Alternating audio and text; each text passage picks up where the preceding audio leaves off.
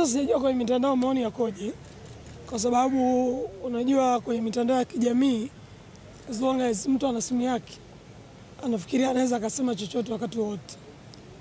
Na kwa bahati mbaya zaidi kuna habari nyingi za upotoshaji kuliko uhalisia.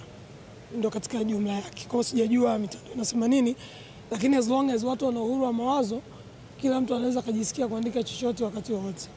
Sasa Mbowe kwenda kumtembelea Lissu nadhani ni jambo la kawaida, kwa sababu Lissu mwenyekiti wa Chadema, Mbowe ni mwenyekiti wa Chadema mstaafu, lakini ni mjumbe wa kudumu wa kamati kuu.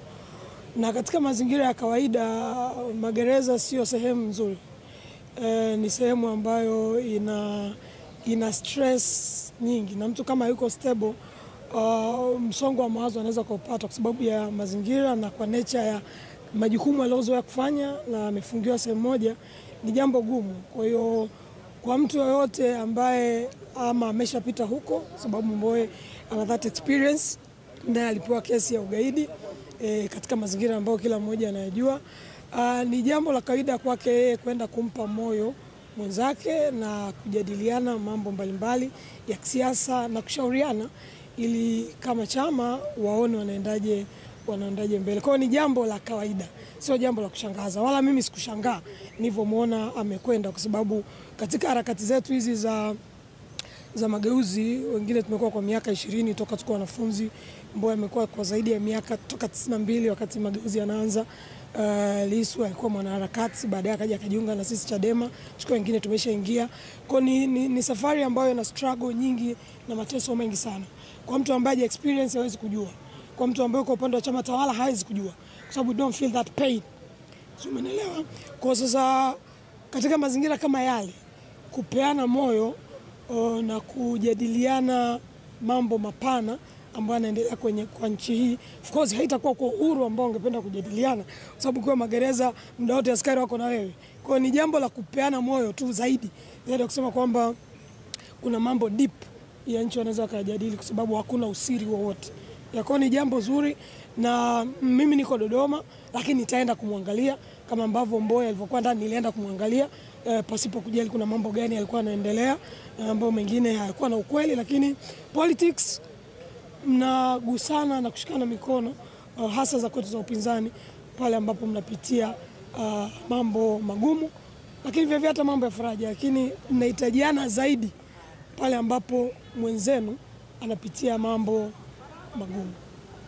Kwanza ni muhimu ikaeleweka kwamba hoja zote za Chadema kuhusiana na uhitaji wa reforms za uchaguzi, hoja zote za ACT kuhusiana na uhitaji wa reforms za uchaguzi ni hoja valid kabisa. Nilisema hapa, ukiwa umegombea kwenye chama tawala, unaweza usielewe pain ambayo wagombea wa upinzani wanapata. Ukiwa hujagombea, ukiwa ni mpiga kura wa kawaida, unaenda kwenye sanduku lako kupiga kura na kurudi nyumbani kulala, huwezi kujua pain ambayo wagombea wa upinzani wanaipata. Kwenye hili bunge kipindi kile tuna chaguzi za kidemokrasia, sababu uchaguzi wa 2020 haukuwa uchaguzi. Kila mtu anajua haukuwa uchaguzi. Mimi personally najua haukuwa uchaguzi kwa sababu nimeona kura za wizi, nimezishuhudia, na nimeita polisi kuwakabidhi pamoja na nchi wasimamizi wa uchaguzi walioingiza makura feki, na ushahidi ulikuwepo, lakini mimi nikafunguliwa kesi baadaye ya wale majambazi tuliwapeleka. Kwa uchaguzi literally ni wa kihuni.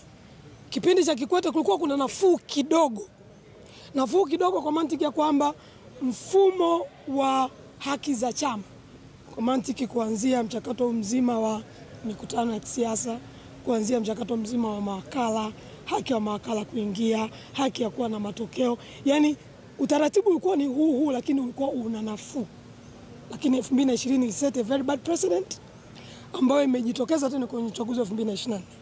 Kwa hiyo chama chochote makini cha siasa, ukienda kushiriki uchaguzi blindly, yani ukijifanya unajipa upofu, unajidanganya mwenyewe.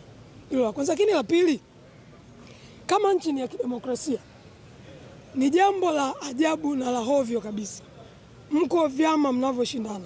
Kwa kisheria mnatakiwa muwe sawa. Sasa wewe unategemea huruma ya mshindani mwenzio ili uweze kuingia bungeni. It doesn't make sense. Sio kama unanielewa vizuri. Kwa hiyo Chadema wanahoja, ACT wanahoja. Na hili jambo limechambuliwa na wanasheria wengi na vizuri. Mwenye macho aone, mwenye masikio asikie. Kwa nini? Tuna katiba, tuna sheria za uchaguzi, tuna kanuni. Kanuni ni kajukuu ama katukuu. Yaani kanuni ni kitu kadogo sana ambako hakawezi kukinzana na sheria ya uchaguzi na hawezi kukinzana na katiba. Kwa ni vitu ambavyo viko obvious. Sasa jambo linabaki, unajua kwenye hizi struggle kuna ile shikilia mpini na kwenye makali. So of course ile shikilia mpini ni serikali. Ambapo serikali ni ya Chama cha Mapinduzi. Ambapo mifumo ya kichaguzi unajua kabisa kwamba watu wa tume wanatokana na nini. Yaani ni vitu vimeshasemwa. Ukijifanya uvijui ni wewe tu na kujizima data. Sio kama unanielewa. Kwa hiyo hivi wenye dhamana wana wataalamu wengi. Wana sheria wabobevu. Kwa watumia tu common sense kujua kwamba la kwanza hakuna kanuni ambayo inaweza kuvunja katiba.